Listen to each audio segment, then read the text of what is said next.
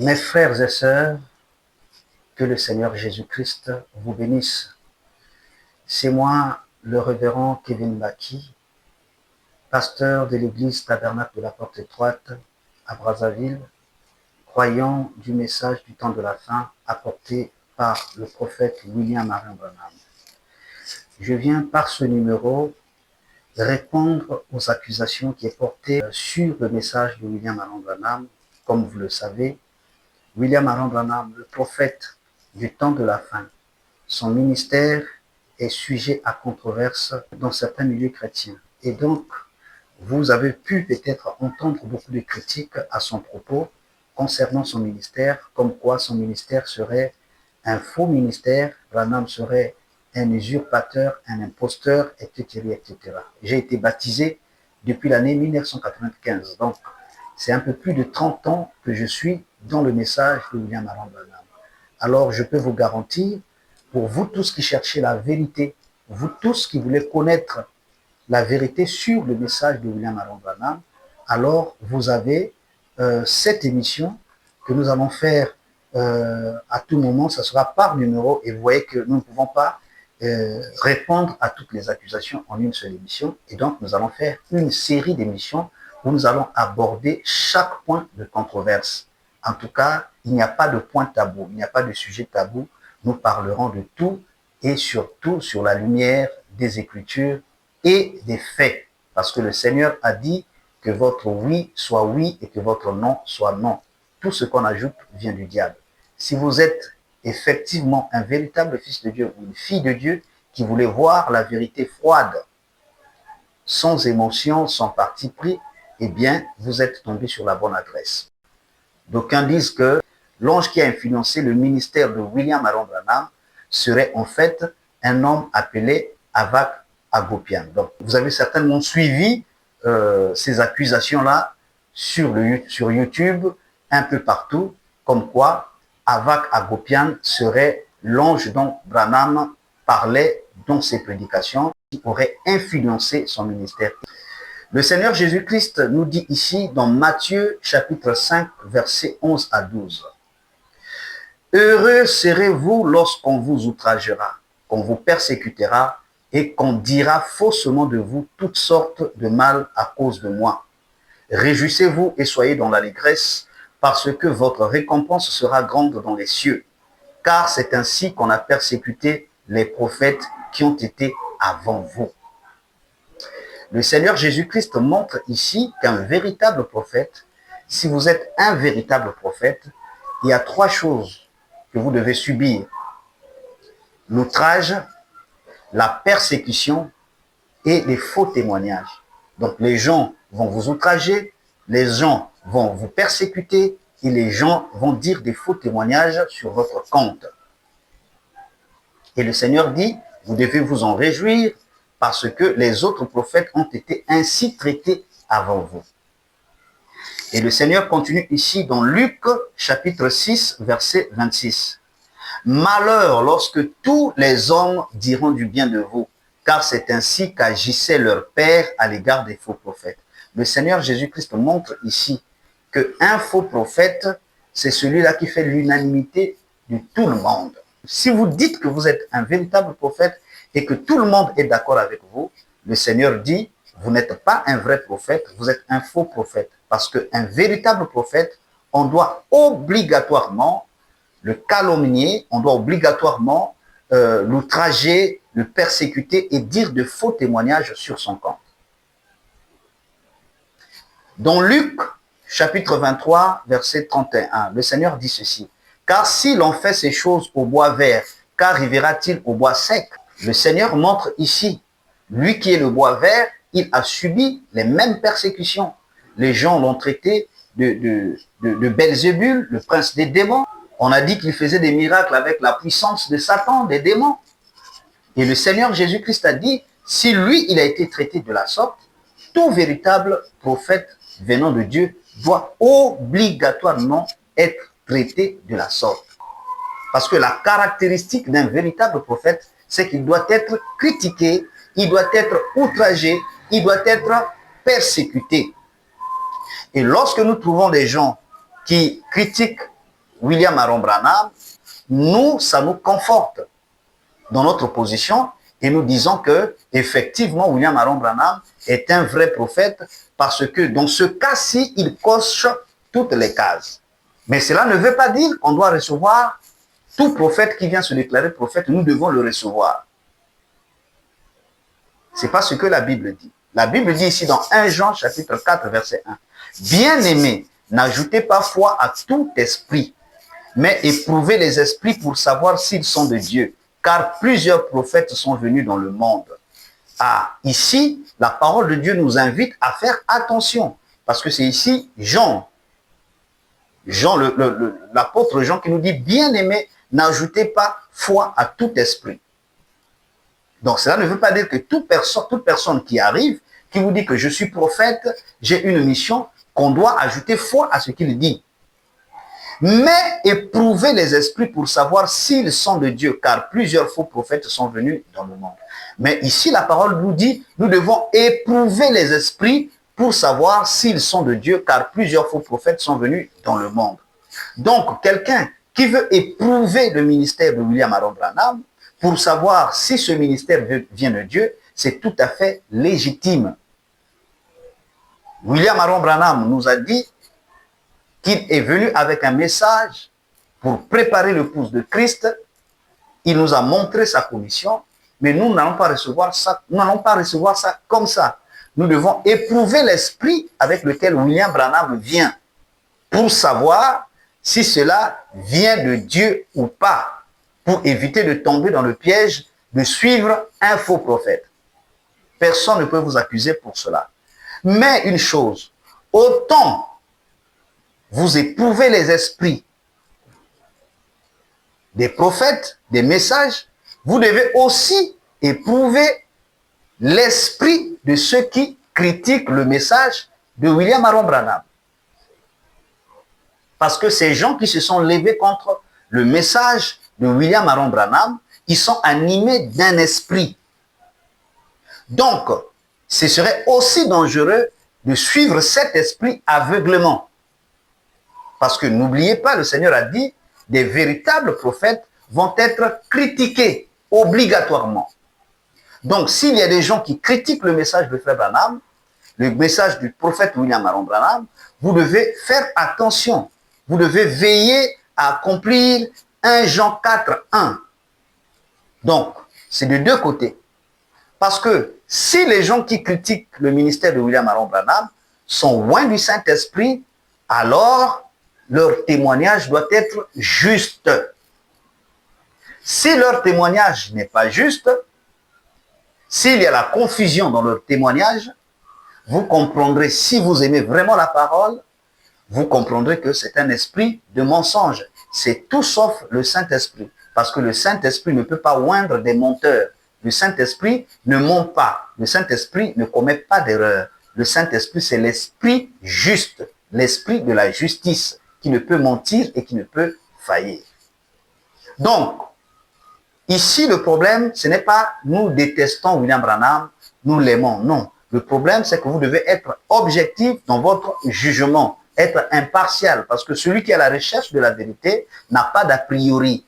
Vous allez éprouver l'esprit du message de Malachie 4 quand nous allons confronter les accusations portées contre ce message, et vous-même, vous allez vous rendre compte si le message de William Branham est vrai ou si ce message est faux. Le Seigneur Jésus-Christ, lui-même, il en était victime. Écoutez ici dans Marc 14, versets 55 à 56. Les principaux sacrificateurs et tout le Sanhédrin cherchaient un témoignage contre Jésus pour le faire mourir. Et ils n'en trouvaient point. Vous voyez ce que la Bible dit? Les principaux sacrificateurs et tout le Sanhédrin cherchaient un témoignage contre Jésus pour le faire mourir et ils n'en trouvaient point. En fait, les souverains sacrificateurs, les principaux sacrificateurs, détestaient Jésus, non pas parce qu'ils avaient vu une faute en Jésus, mais simplement parce qu'ils le détestaient. Pourquoi? Parce qu'ils disaient qu'il était le Fils de Dieu. Or, eux, ils ne pouvaient pas croire qu'un homme puisse lui dire qu'il est le Fils de Dieu. Et donc, par conséquent, il faut le détruire. Mais il n'y avait aucune raison. Parce que la Bible dit ici, le Sanhédrin cherchait un témoignage. Donc, la haine de Jésus-Christ a précédé le témoignage, le mauvais témoignage. Donc, ils les haïssaient d'abord, et ensuite, ils ont cherché un témoignage pour habiller leur haine de Jésus. Pour essayer de vendre leur haine de Jésus aux gens, pour dire, bon voilà, si nous sommes contre lui, c'est parce qu'il a fait ceci, il a fait ceci. La suite, car plusieurs rendaient des faux témoignages contre lui, mais les témoignages ne s'accordaient pas. Donc, un faux témoignage, c'est un témoignage qui ne s'accorde pas avec la vérité. Tout à l'heure, nous avons dit, autant nous devons sonder, nous devons éprouver l'esprit qui a conduit William Branham dans son ministère pour savoir si c'est un esprit diabolique ou un esprit de Dieu, autant nous devons suivre l'esprit de ceux qui critiquent William Aaron Branham pour savoir s'ils sont guidés par le Saint-Esprit. Et s'ils sont guidés par le Saint-Esprit, alors leurs témoignages doivent s'accorder avec des preuves. Si ça ne s'accorde pas, ce sont des faux témoignages et donc par conséquent, vous allez comprendre que ces gens ne sont pas loin d'un esprit saint, ils sont loin d'un autre esprit que l'esprit de Dieu. Et Jésus, comme il a fait, il a dit, d'autres prophètes ont subi la même chose. C'est par exemple ici, Daniel aussi a subi la même chose. Dans Daniel chapitre 6, versets 4 à 5, il est dit ceci. Alors les chefs et les satrapes cherchèrent une occasion d'accuser Daniel en ce qui concernait les affaires du royaume. Donc Daniel n'avait pas commis de faute. Mais les satrapes, les chefs et les satrapes cherchaient une occasion. Vous voyez, il n'y avait pas une faute.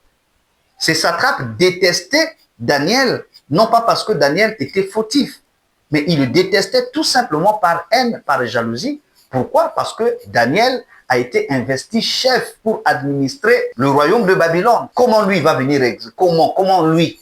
C'est sûr qu'il doit être mauvais. Il faut qu'on trouve une faute pour le faire couler. C'est le même principe. Et c'est ça le travail des faux témoins. Ils cherchèrent une occasion d'accuser Daniel en ce qui concernait les affaires du royaume. Donc nous allons vendre, pour vendre notre haine, notre désaccord, notre méchanceté vis-à-vis de cet homme, il faut que nous ayons quelque chose à présenter au public. La Bible dit, mais ils ne purent trouver aucune occasion, ni aucune chose à reprendre, parce qu'il était fidèle et qu'on n'apercevait chez lui ni faute, ni rien de mauvais. Et ces hommes dirent, nous ne trouverons aucune occasion contre ce Daniel. Vous voyez un peu? Donc, ils le repoussaient. Donc, leur critique n'était pas objective. C'était dans le but d'assouvir leur haine, d'assouvir leur méchanceté vis-à-vis de la personne de Daniel. Parce qu'ils le détestaient tout simplement. Et je pense que William Branham ne va pas échapper à la règle. Et Jésus a dit, s'ils ont fait ça au bois vert, à combien plus faire raison au bois sec? L'accusation dit que Avak Agopian, quand frère Branham parle de son ange, l'ange qui lui a commissionné, l'ange dont il parlait de temps en temps pour les accusateurs de William Aaron Branham, cet ange serait Avak Agopian. Selon ses accusateurs, William Aaron Branham, avant l'arrivée d'Avak Agopian aux États-Unis, William Branham ne priait pas pour des malades. William Branham n'avait pas un ministère de guérison divine. C'est lorsque Avak Agopian est arrivé aux États-Unis et William Branham est allé le rencontrer et Avak Agopian aurait initié William Aaron Branham dans l'occultisme pour faire des tours de magie et tout ça, dans l'hypnose et tout. Et c'est à partir de ce moment-là que William Aaron Branham a commencé à faire des campagnes de guérison spectaculaires. Maintenant, qui est Agopian? Agopian serait né en 1926, d'après mes recherches, en Iran. C'est un Iranien, un jeune Iranien. Il fut un bijoutier de métier, appelé au ministère de la guérison divine en décembre 1945. Il faut noter bien ces dates. Donc Agopian a commencé à prier pour les malades en décembre 1945. Il est arrivé aux États-Unis le 6 mai 1947. Le voyage d'Agopian a été financé par un homme d'affaires arméno-américain qui s'appelait Krikor Arakelian. Et cet homme était membre de la communauté arménienne. Et Avak Agopian était de communauté arménienne. Donc cet homme Arakelian, pourquoi il avait fait venir Avak Agopian? Parce que lorsque Avak Agopian commence son ministère en décembre 1945 au Moyen-Orient, dans la guérison divine, il y a eu des échos aux États-Unis que dans le Moyen-Orient, il y a un homme qui est là-bas qui fait des prodiges au nom de Jésus. Alors, Arakelian a vu les moyens qu'il avait, il avait fait venir Avak Agopian aux États-Unis à ses frais pour venir guérir son fils qui était malade, qui souffrait un peu de troubles mentaux.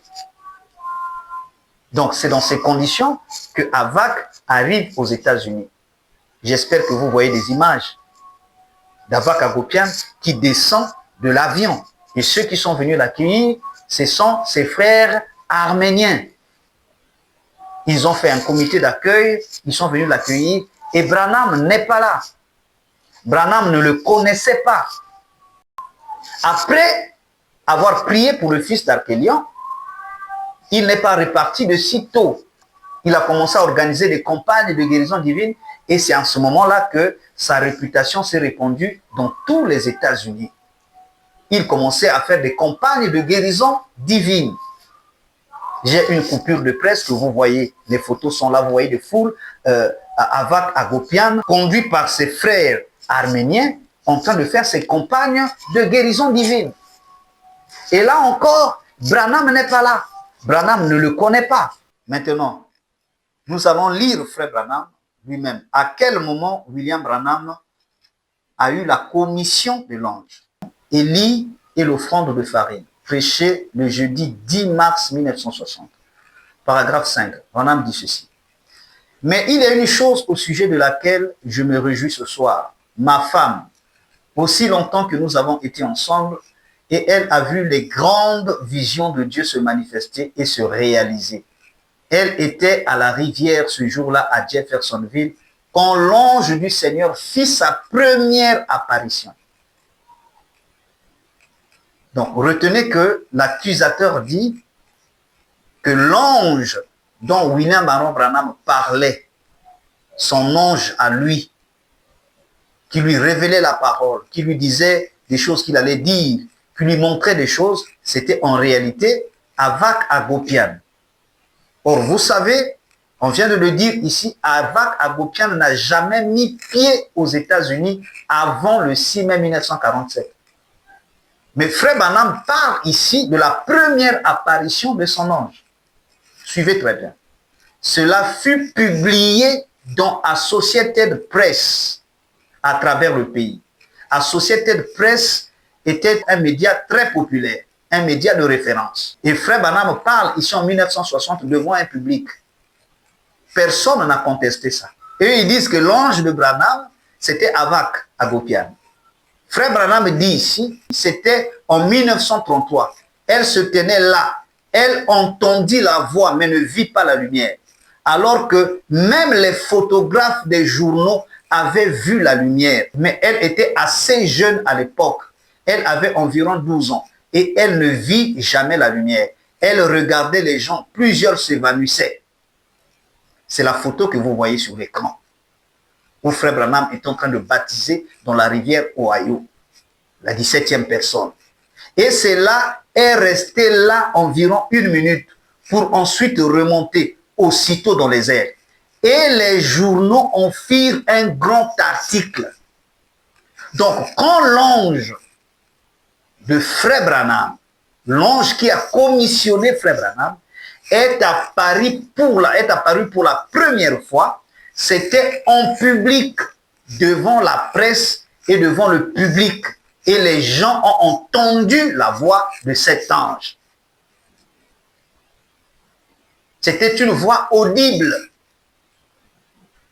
Et les journalistes étaient présents, les photographes étaient présents.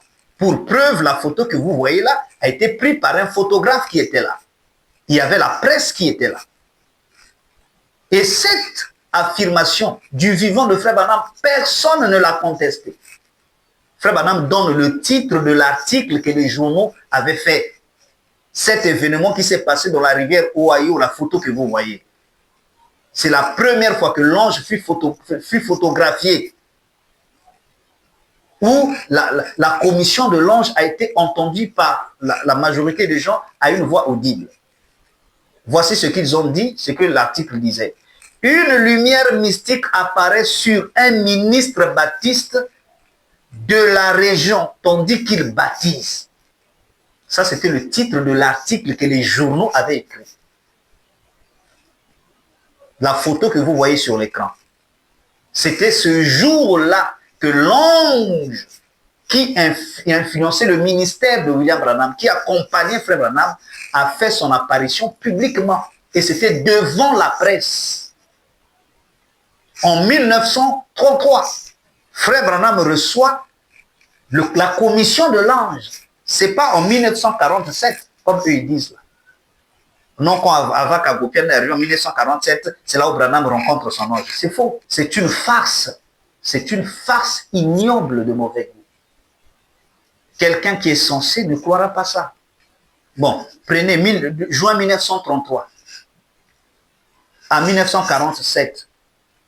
Ça fait combien de temps? 14 ans avant que Avak ne mette son pied aux États-Unis. Ils disent qu'avant que Avak Hagopian n'arrive aux États-Unis, Frère Branham n'avait pas un ministère de guérison divine.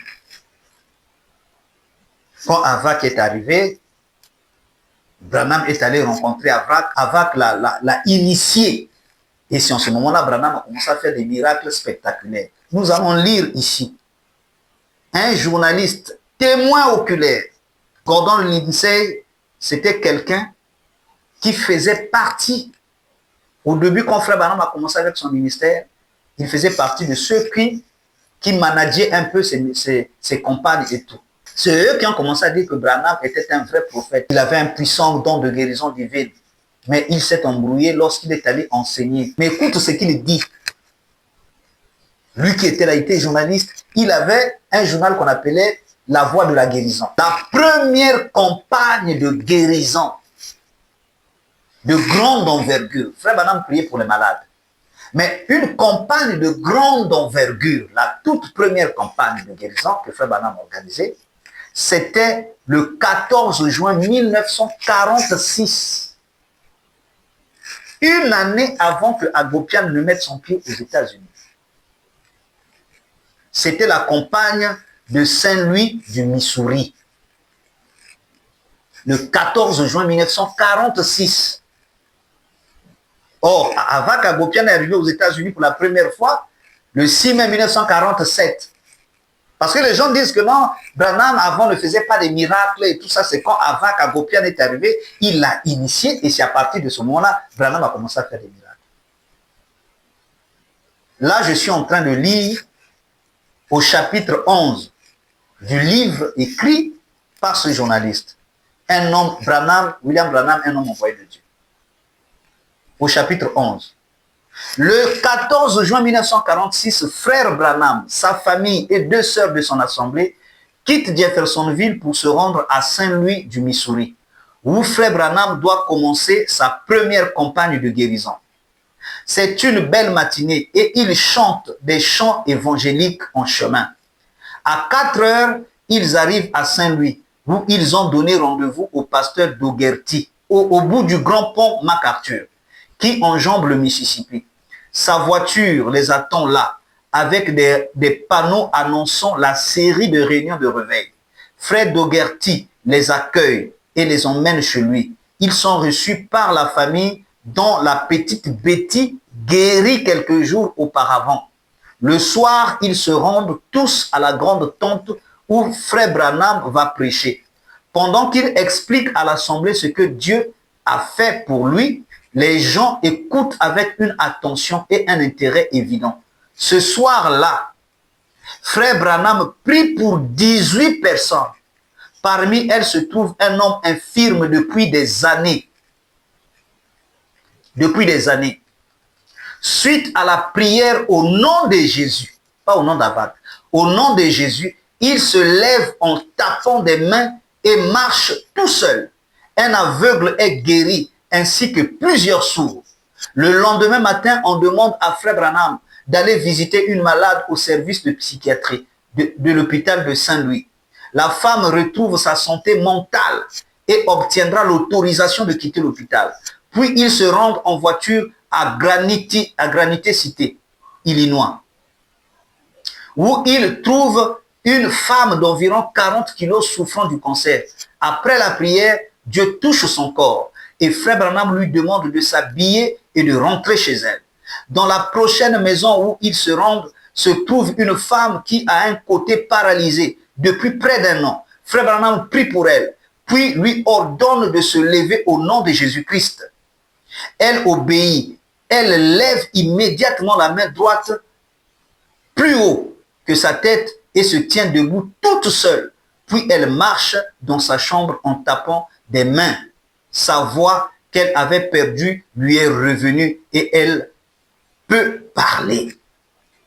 Et il y a beaucoup d'autres témoignages, je ne vais pas tout lire. Donc, encore une fois, quand les gens disent que c'est Agopian, Avax Agopian, qui a donné le don de la guérison divine à Frère Branham, c'est après l'arrivée d'Agopian que Branham a commencé à prier pour les malades. Encore une fois, c'est une fausseté. Souvenez-vous, le Seigneur a dit ceci. Heureux serez-vous lorsque les gens diront du mal de vous, en racontant de faux témoignages sur vous. Car n'oubliez pas, d'autres prophètes avant vous ont subi la même chose. Parce qu'un véritable serviteur de Dieu, un véritable prophète de Dieu, on doit dire de faux témoignages sur lui. Et sur ce cas d'espèce, c'est faux. Quand est-ce que William Aaron Branham a rencontré Avax et dans quel contexte que la photo là a été prise? On va vous l'expliquer. Branham lui-même, on doit l'entendre. Il dit ici, Frère Branham, quand le monsieur Avax est arrivé, il était un homme qui faisait des prodiges et tout ça. Et quand il arrive aux États-Unis, des frères aux États-Unis lui font comprendre qu'ici aux États-Unis, il y a aussi un homme qui est très puissant dans la guérison divine. Parce que vous êtes sans ignorer, renseignez-vous sur l'histoire de la guérison divine aux États-Unis. Tous ces grands qui ont prêché la guérison divine se sont inspirés du ministère de William Aaron Branham. Et donc, quand cet Arménien arrive, on lui fait voir qu'ici aussi, il y a quelqu'un qui prie pour les malades. Ce serait mieux que vous vous rencontrez. Donc, les gens s'arrangeaient à ce que les deux se rencontrent au moins. Mais Frère Branham, avec son programme, il voyageait tantôt à gauche et à droite, et Agopian aussi avait ses programmes. Donc, ils avaient des difficultés de se rencontrer. Mais finalement, ils vont se rencontrer. Ici, dans la prédication toujours l'ange du Seigneur, cette fois-ci prêchée le 4 mars 1948, Frère Branham dit ici au paragraphe 32, il dit, quelqu'un a posé une question ici il y a quelques jours. Beaucoup parmi vous ont entendu parler d'Abec.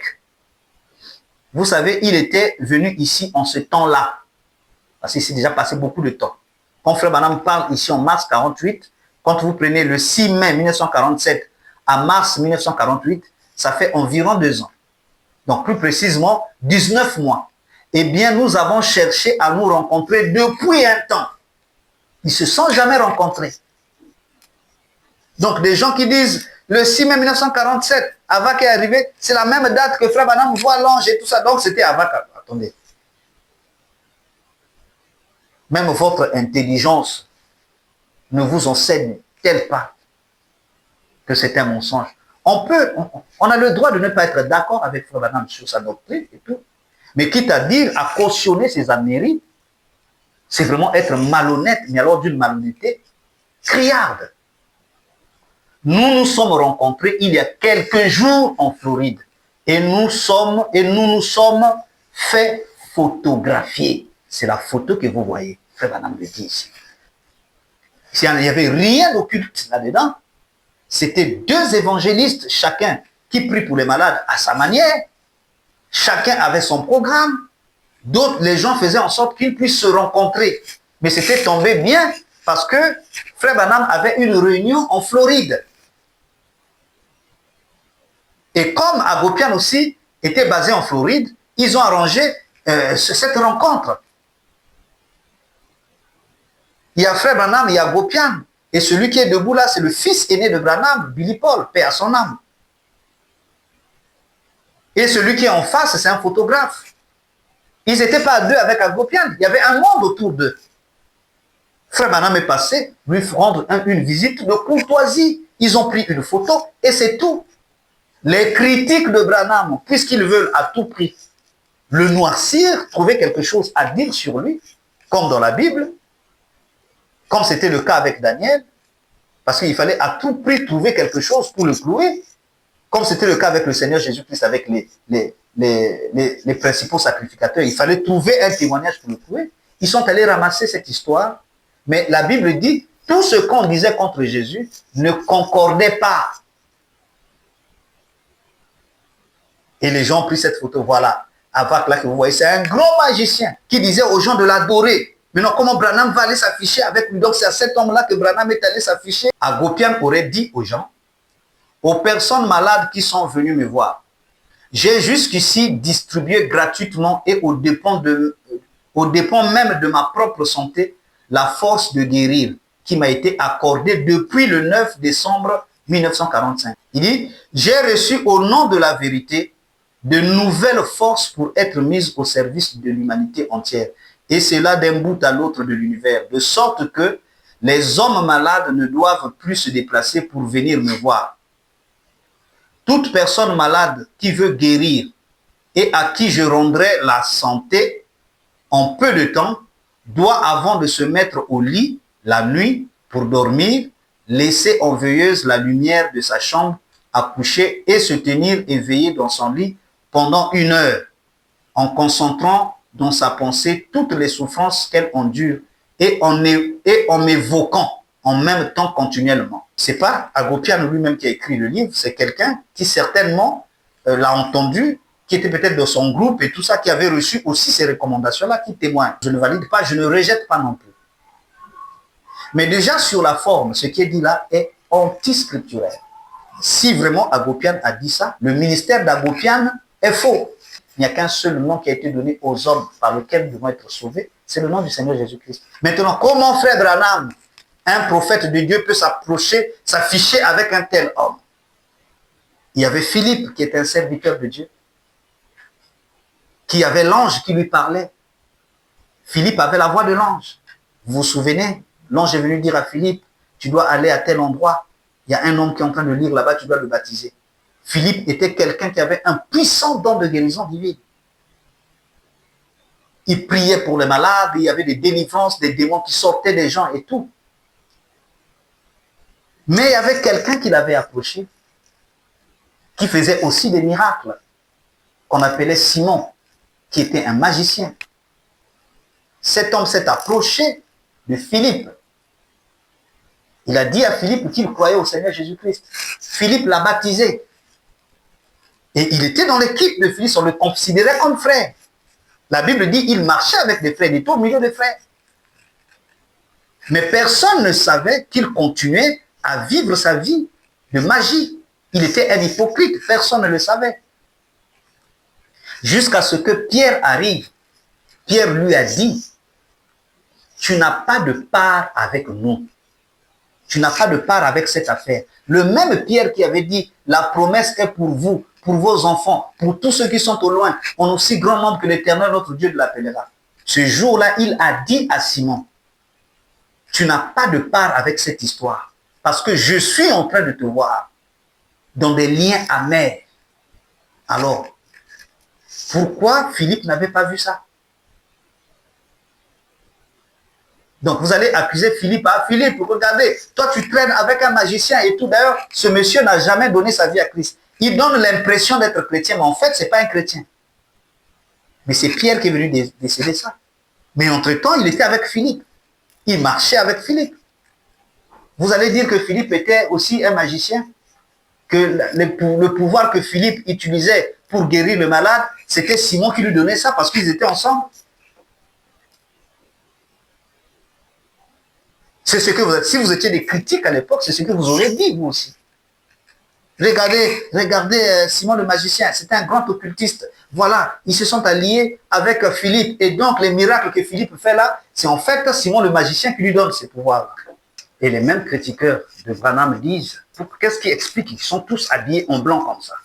Ça ressemble plus à une séance initiatique. La plupart des gens à Miami s'habillaient en blanc parce que c'était un code vestimentaire dans ces années-là. Je suis obligé de vous le montrer comme ça.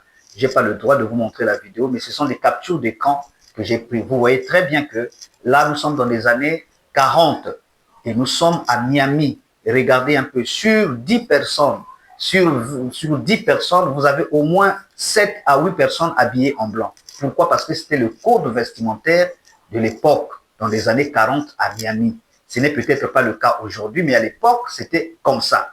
Pourquoi? À cause du climat tropical. La ville de Miami était une ville balnéaire et les gens aimaient bien s'habiller en blanc à cause du soleil. Certains appellent ça l'habit de lumière à cause du soleil.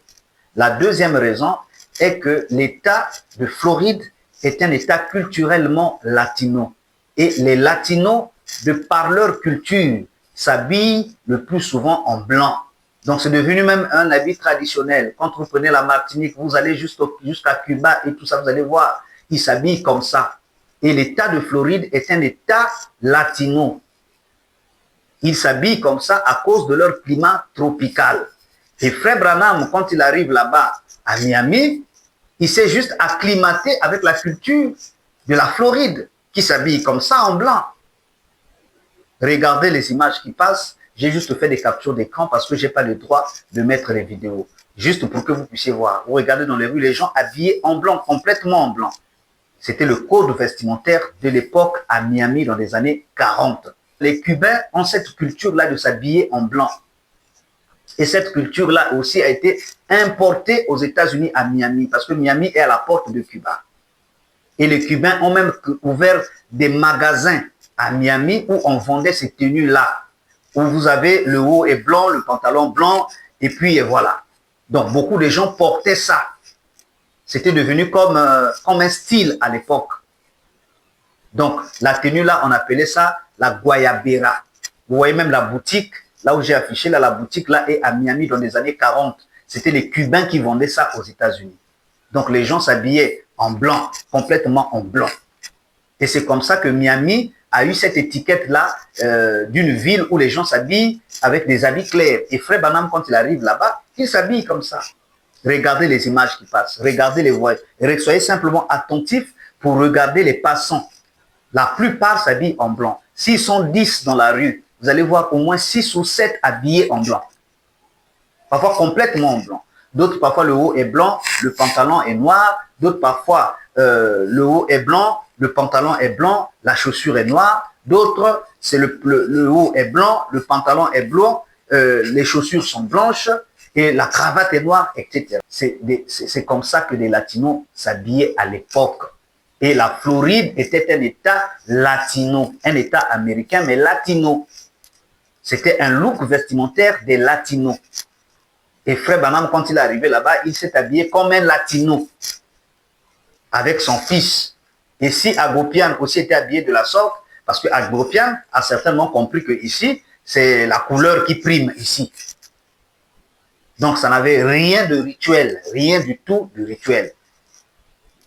S'il s'agissait de rituel, donc on peut dire aussi que Billy Paul, le fils de William Branham, et aussi, lui aussi, il a fait ce rituel-là, mais pourquoi lui, il ne faisait pas des miracles? Parce que si lui, qui est là-bas, le fils, parce qu'ils sont à trois, il y a Branham, il y a Agopian, et il y a le fils aîné de Branham qui est debout. Billy Paul, paix à son âme.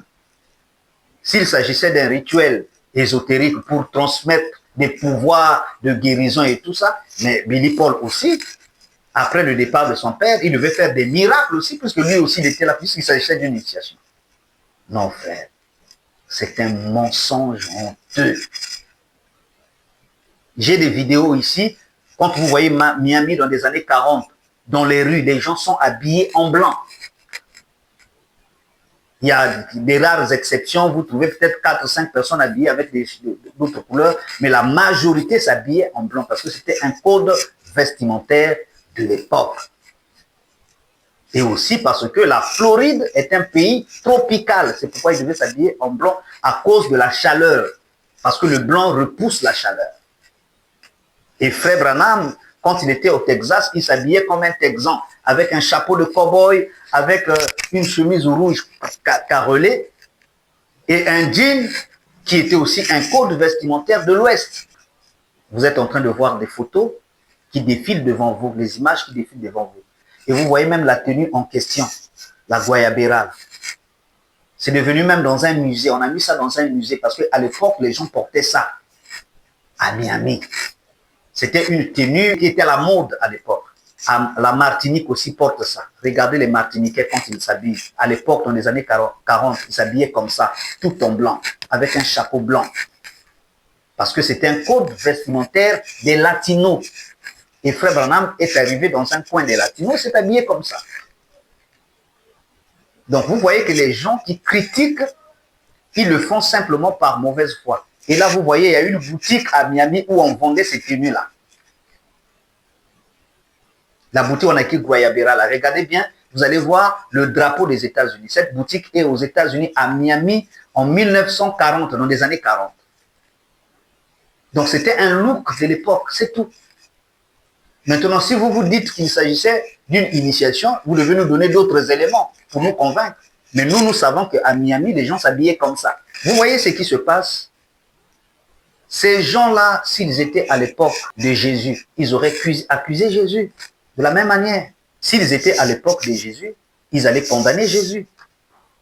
Ils allaient dire, mais comment celui qui vient là, il se dit le Fils de Dieu, et les gens qui viennent lui apporter des cadeaux, les premières personnes à voir sa naissance, c'était des grands magiciens, des mages. Or, les mages sont des astrologues, des magiciens, ceux qui font de l'astrologie. Or, la Bible condamne cela, l'astrologie. Mais comme c'est eux qui sont venus vers Jésus, ça veut dire que Jésus était un démon. Jésus était leur grand maître. C'est pourquoi ils sont allés là-bas lui donner des présents. Et pour preuve, après, Jésus est allé en Égypte. De son enfance, tout le temps qu'il est resté là-bas en Égypte. On ne dit pas ça. Jésus avait appris des sciences, des pyramides, et ceci, tout ça. Et c'est pourquoi quand il est revenu en Israël, il a commencé à faire des prodiges, mais c'était des choses qu'il avait acquis là-bas en Égypte. Si vous étiez à l'époque de Jésus, vous aurez pu dire la même chose de Jésus. Mais quand on demande ces gens-là où sont les preuves, c'est seulement des déductions. Les gens accusent par déduction. Ils n'ont pas de preuves. Et c'est pourquoi je vais vous dire de faire très attention. Éprouvez les esprits pour savoir si ces esprits viennent de Dieu. Cette histoire d'Agopian, vous avez tous les éléments devant vous. Ces accusations sont fausses. Et si vous persévérez dans ça, vous allez rendre compte devant Dieu. Parce que cette voix qui vous parle ici vous rattrapera. Parce que si vous ne comprenez pas que c'est un mensonge, malgré que les éléments vous ont été donnés, les éléments documentés, votre sang retombera sur vous.